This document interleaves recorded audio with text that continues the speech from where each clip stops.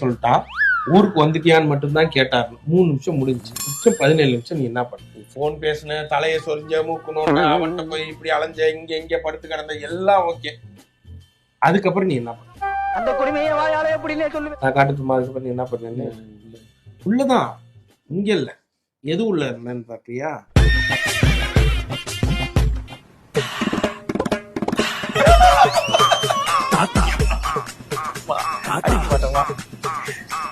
என்ன பண்ண?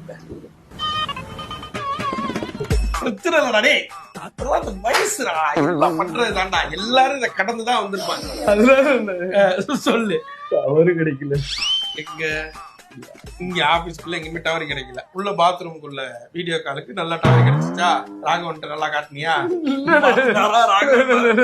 பார்த்தாரா? ராகவன் பார்த்தாரா?